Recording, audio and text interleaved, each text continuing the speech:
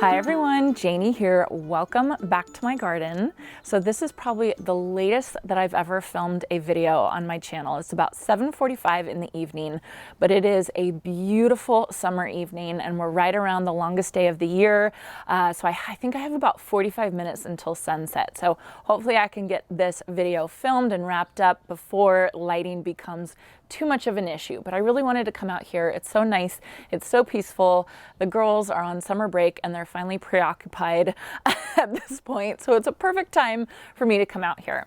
So today I wanted to do my June question and answer video. So my plan going forward on my channel is to have a monthly question and answer video to answer some of the common questions that I get either on comments or on Instagram or maybe even email.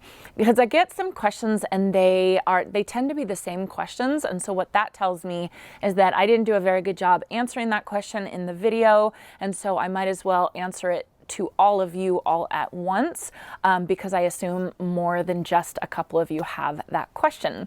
I also wanted to add in a viewer tips section. I have gotten the best, absolute hands down best gardening tips from you all, and I just want to make sure that the tips that I've gotten from you all I can spread the word and I can get the word out. So at the very end of this video, I will show you all some tips or advice that I found in the comment section of my videos that I wanted to share with you. So let's get started with the question and answer for June. All right, so my first question for June is from Mary Jane Boyd, and she asks, what is the mulch that you use? And I wanted to put this first because it is a very common question that I get. And I try and talk about it a lot, but I have to be honest, I forget the name of it quite often. And that's why I don't say it every single video, and I really should say it every single video, or maybe I should link it below. But the mulch that I use, I've actually changed it earlier this spring. So I used to use black bark mulch, which I really liked it. I liked how that mulch looked. I think it's the prettiest looking mulch, especially if it's fresh. However, in my Master Gardener's training, I learned that if you live in a hot environment like I do, black mulch is the absolute wrong thing to do. It heats up the soil way too much, and it basically will heat up the soil so much that it will cook the good bugs and the good bacteria that's in the soil. So I knew I needed to change out my black mulch, my black bark mulch, and I decided to completely copy my friend Robbie from Visit Our Garden. He uses Garden Time Pathway ground cover. He gets it from Home Depot. I've gotten mine from Home Depot as well. And it's a really beautiful, wonderful mulch. I can tell it's so much better for my garden. It will mix in a little bit. It does like thin out and kind of mix into the soil. So it is something that you do have to keep replacing, but I actually like that a little bit better than the black bark mulch, because when that black bark mulch would fade, I would have to physically remove it from my garden when I wanted to put more on. This mulch, it kind of just disintegrates and works in, which is great for the soil. And then I can just add more on when I want to add more mulch and have it look nice and new and fresh. So to answer Mary Jane Boyd's question, it's Garden Time Pathway ground cover, and I will try to link that in each video from now on because I do get this question quite often. Next question is from Katie D, and I got this question quite a lot when I did my pest control day video where I actually showed my garage. And she asked, or she says, thank you, Katie, your garage looks amazing. Do you have a garage garden tour? And I don't have a tour, but I have an installation video where we actually installed the slat wall, which is that organization of my garage. We love it. We love it so much. It's such a fantastic thing. It's not cheap. It's not super expensive, but it's also not cheap to install a slat wall like that. But I love it so much because all the shelves and the hooks are adjustable. So you can adjust it to fit exactly what you need. And so what I did when we were installing the slat wall, Jason did it for me. He made me write down all of my gardening tools and gardening supplies that I wanted easy access to. And then we fit it together like in a puzzle piece, and then we were able to purchase all the hooks and all the shelves for the slat wall that we wanted, and so we were able to get the maximum amount of garden supplies up on the one wall that I have in my garage. So Katie, I don't have a garden tour or a tour of my garage, a current one, but I do have this video. I will link it down below, and that is of me installing the garage organization, and as an update, it's fantastic. I love it so much, and I would really recommend it. One thing I will say though is that we bought the slat wall from the the name brand company that sells it. And then they sold the accessories, and their accessories were kind of expensive. But then if you look on Amazon, you can find some generic brands that are a lot cheaper, like significantly cheaper. And we got the generic ones, and they're perfectly fine. We got a couple of the nice name brand ones, and I can see why they're more expensive. They're a lot sturdier and all that kind of stuff. But the generic ones worked just as well. So I'll try and find those. Link them down below as well. You can get everything off of Amazon, but I love it. I love my garage organization. The next question is from the same video, my pest control day video, pest control day explained. And that video, I talked about the main pests that I deal with in my garden, which are budworms, slugs and snails, earwigs, and aphids. I deal with other ones as well. Those are just the main ones that I deal with. Those are like my arch nemesi.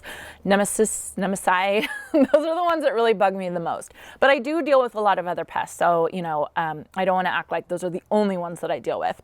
Shannon says, hi everybody, I'm in zone 9B. Does anyone have any suggestions for spider mites? Any suggestions are welcome, thank you. I didn't talk about spider mites at all during that video, but I do deal with spider mites. I deal with spider mites a little bit on my honeysuckle, and then every once in a while just on some other random plants. Not really badly though. But I wanted to share with you all something that I learned in Master Gardeners that I didn't talk about in my pest control video, and I wish I did. So spider mites thrive in hot and dry conditions. Hot, dry, dusty conditions. That's where they're happiest. That's where you're going to see them take off and basically take over your garden, when it's hot and when it's dry. And so what Master Gardeners suggests to deal with that is to actually prevent hot and dry conditions. And we obviously can't prevent hot conditions, but we can prevent dry conditions. So if you know that you're going to have a hot, dry spell in your garden, what you can actually do to prevent spider mites, if you have a certain plant that gets spider mites pretty bad, is you go out there in the morning and you spray your plants. Now this is kind of different because a lot of times people say, don't spray the foliage. It might get, it might get a fungus, or it might get, it might be too much moisture for it. But if you live in a hot, dry area like I do, and there's times during the summer where it just feels like everything looks a little brown because it's so dusty, that's when the spider mites are going to come and they're going to take over your garden. So when you know it's like that, just add it into your schedule, maybe your morning schedule. You're watering a plant or you're watering a container, just kind of spray around whatever plant is gonna, tends to get hit with spider mites the most, and that's supposed to keep them at bay. So then there's other ways that if you do have spider mites, how to control them and how to deal with them. And you want to use the IPM method, which is the integrated pest management, where you start with the least toxic, which would be spraying the leaves with water to take away the dry environment, and then you can go from there, like neem oil and then other stronger sprays that you can use to deal with spider mites. But think about that. Think about spraying your plants, keeping them a little bit moist ever so often so that the spider mites don't take hold and don't start multiplying there, because if they have an environment that they don't like, it's not going to bother your plant. Maybe not completely, but it's not going to bother your plant as much as it could if it was a hot, dry condition. All right, then next question is from Memes56. She says, hi Janie, I can't wait for my order. She ordered some of my merchandise for me. Thank you so much. I appreciate it. Just a quick question. I'm in Tampa, Florida, 9B. How can I find my sunset growing zone, or do they register that in this hot climate? So they do register your sunset growing zone. There is a book. There's a Southern Southern sunset growing zones. I've heard about it. A lot of you have emailed me about it. It's not in print anymore. Just like the Western sunset book is not in print anymore. You have to go and you have to look for old books, but you can find it. It is out there.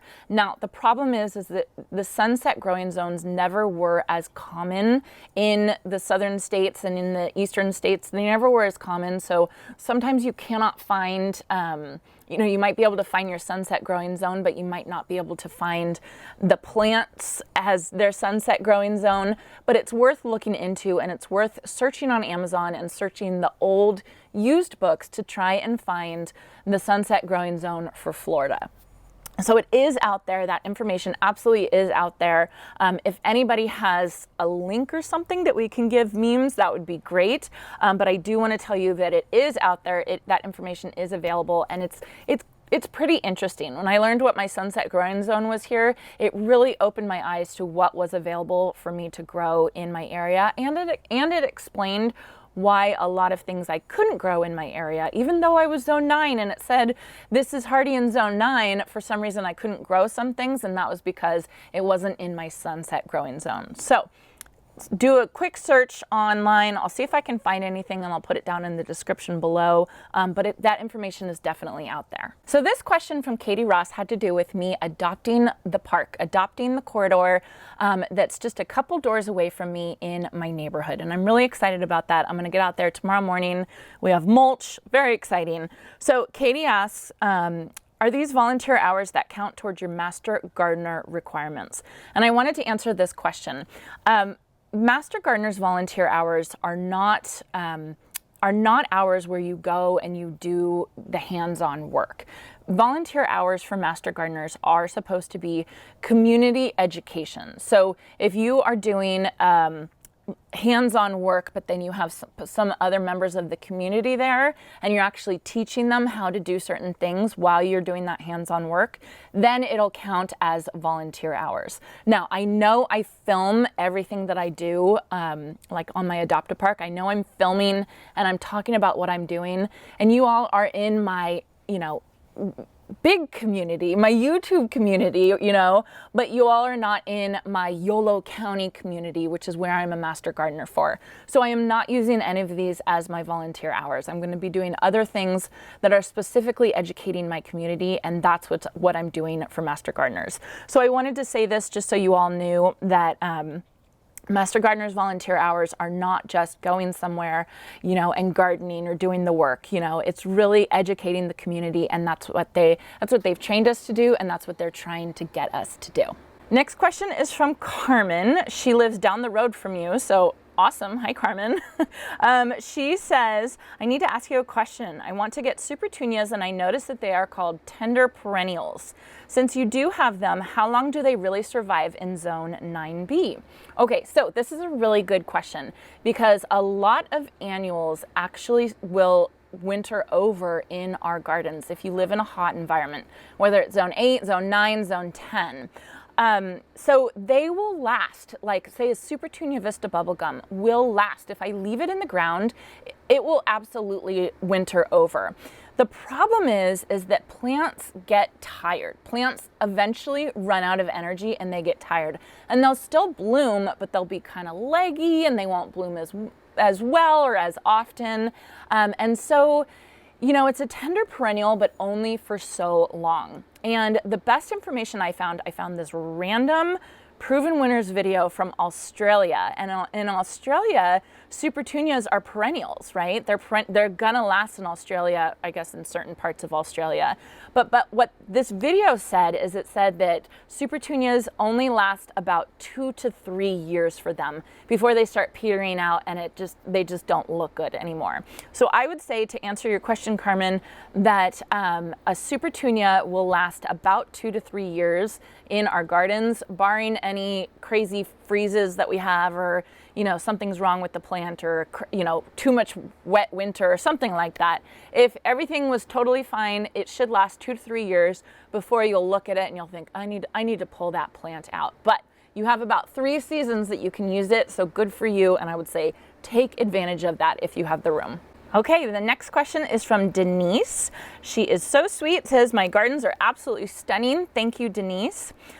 She wanted to know where Steph got my Japanese maple. So this is in regards to, I did a plant swap with my friend Steph from Hooked and Rooted. I'll link that video down below as well.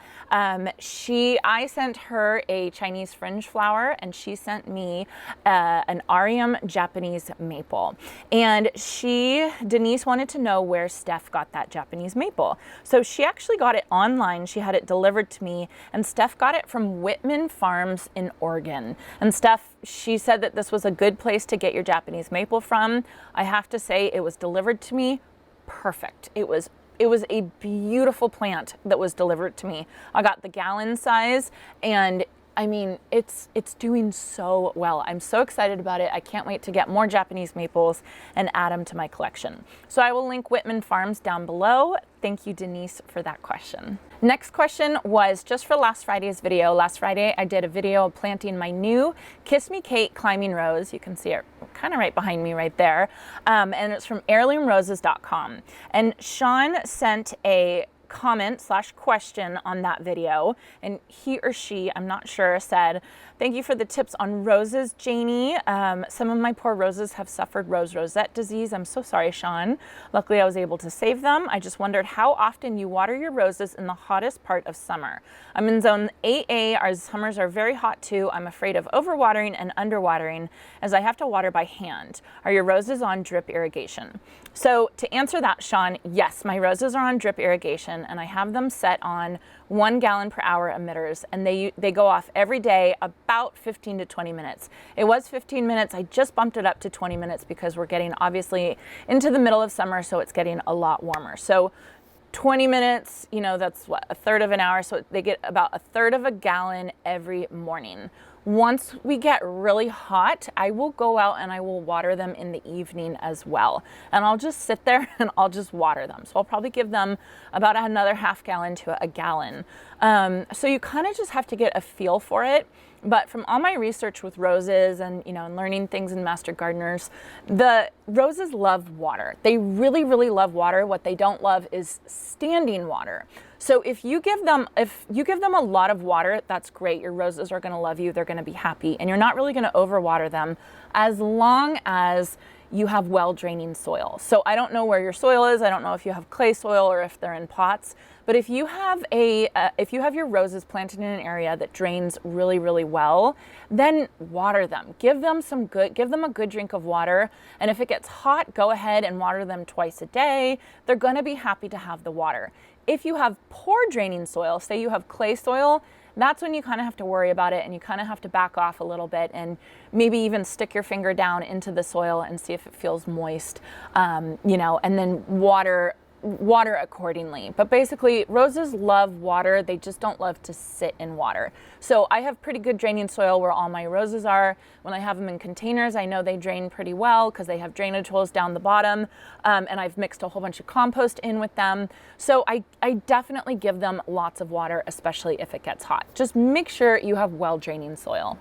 All right, so that's going to be it for the questions for this week. I did have some viewer tips. I had to tell you guys, I started pinning comments that I really find interesting and helpful. So if you all check my videos, and if you check down in the comment section, sometimes I will pin a comment up to the top, and my purpose for pinning it is just to make sure that as many people as possible can see this fantastic advice or information from one of you. So check for my pinned comments, and then I just wanted to go over a couple of them that I found so interesting.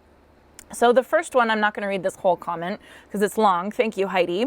But she was talking about growing roses. She's accumulated around 60 roses. So Heidi, you're a crazy rose lady in the best way possible. So what I wanted to point out is that she says, P.S. The 3 people I have followed and learned from most are Jason from Fraser Valley Rose Farm, which I do watch him as well, and he's fantastic. Kimberly Dean of Rose Geeks. I've never heard of her, but I'm excited to watch her. And then Ben Hamilton from UK David Austin. All are smart and very experienced. So I just wanted to point that out. Thank you, Heidi, for sharing it with us.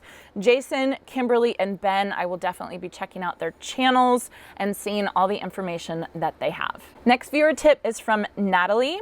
So I get a lot of people asking about Japanese beetles, and I do not deal with Japanese beetles here, knock on wood. So I don't have a lot of tips to give you all about how to deal with Japanese beetles. What I learned in Master Gardeners is pretty much the only way you can deal with Japanese beetles is to take a bowl of soapy water and pick them off with your hands, especially in the morning when they're sluggish due to the cold. That's the only thing I've heard about Japanese beetles. I did want to point this out. I don't know if it's true, but I thought it was really interesting for Natalie to say this. She says, I usually treat Japanese beetles with nematodes. I spray them in my lawn and flower beds twice, once in the spring and once in summer. I have found that this really reduced the amount of beetles in my flowers and shrubs. I purchased mine either at Costco or Home Depot. FYI, I garden in Zone 5A. So thanks, Natalie, for that tip. That's really interesting. I'm going to look into that.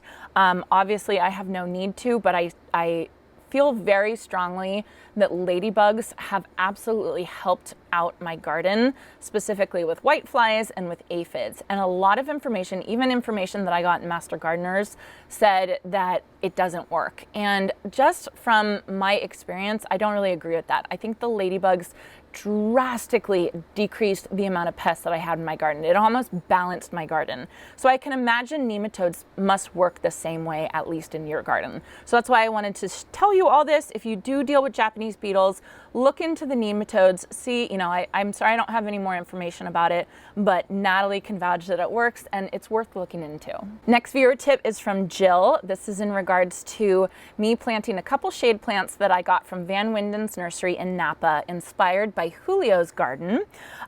She says, do you know that Alstroemerias are long-lasting vase flowers? No, I did not know that. However, don't cut the stems, rather pull them out by grabbing at the base. This stimulates the plant to grow more. If you plant it in the ground, it will spread over time. They're easily divided as well, but the fleshy stems are a bit delicate, so care must be given while handling them. I have several colors, including the cream ones. I have them growing in full sun and part sun to almost full shade. Great plants. Thank you, Jill. That was awesome. You can see I pinned that because I just thought that that was really great advice from from someone who grows lots of Alstroemeria to someone who I have my first plant in my front yard right now. I really appreciated that advice, and I thought those of you who are new to growing Alstroemerias would appreciate it as well. Next viewer tip is from Birdhouse Lady, so you know she's good with the birds. This one is actually about mason bees though. This was on my video when I did my leaf cutter bees house. She said, I was talking about how I didn't have any luck with my mason bees, and she said a mason bee house should be at least 6 inches long, which I don't think mine was 6 inches long. I don't think it was anywhere near that. The mother bee will come to lay an egg. The first egg she will lay will be female. The rest of the eggs in the tube will be males. She lays male eggs after laying the female so that if a bird comes, the bird will eat the males. The mother bee will not lay a female egg if the tube is shorter than 6 inches. If the tube is shorter than 6 inches, you will get all males. There are also different size and types of bees, and they like different size holes. Mother Nature is amazing. That's an amazing comment. I want to know how she knows all that information because I did a whole bunch of research on mason bees and I did not find that at all. So super interesting. That probably explains why my mason bee house didn't work because I don't think it was 6 inches long at all. Yeah, so I don't think the mother mason bee had any interest in my bee house. So I just thought that was really cool. Next tip is from Ariana, just a quick one. She says, hi Janie, I love everything in your garden. The sunflowers are a beautiful choice. When I plant sunflowers, I soak the seeds for 3 hours and then let them germinate, and the next day they already have roots and are ready to plant in the ground. Awesome tip. I am going to do that next time because I feel like it will germinate a lot quicker and you'll get quicker plants and not be at risk for the birds getting them. So I just thought that this was a really good choice. Let me know if you all already do this. I've actually never heard of this for sunflower seeds, but I thought that this was awesome. So I wanted to say something about this. Then finally, the last tip, which was really, really helpful for me. This is from Margie. This is in regards to my my fountain. I was cleaning it out this past month. It had so much algae in it. It was completely gross, and I scooped it out with water, and I was having, excuse me, I scooped it out with a cup, and I was having a lot of trouble getting the water out so I could clean it. I was just all around having trouble. So Margie said, I have the same problem with my fountain. One tip I took from at Garden Queen, which I'm not familiar with Garden Queen, but I should look her up, is to use a shop vac to suck out the water. I bought a cheap one specifically for my fountain, maybe $40. It's so helpful. Then you can suck all the gunk out of the pump too. I read this and it was like light bulb went off. So I have a shop vac. You have to take out the dry filter. I didn't know that. I started using it with the filter in, and then I had to clean the filter and let it dry. Oh, my light just, okay, I'm out of time. Let me just finish. My light just turned off. So I sucked out the fountain. I sucked out all the gunk. I was able to get everything, including all the algae, out of my fountain. So this was such a fantastic tip, and it's what I'm going to be using for cleaning my fountain from now on. So thank you to Margie, and thank you to Garden Queen for this fantastic tip. It was really, really helpful for me. Okay, you guys, it is 8:30. The sun is set. My my extra lighting ran out of batteries already, so I think that is time for me to go. But I hope you all enjoyed this. Thank you so much for all your such wonderful, sweet comments and your wonderful questions to me. I really appreciate it. I appreciate you all watching my videos and everybody interacting with each other. It's really fantastic, and it just makes me happy to be around all of you and talking, having my whole gardening community. It's wonderful. So I hope you all enjoyed this. I hope you all are having a fantastic summer like I am here, and I hope you all have a chance to get in your garden today.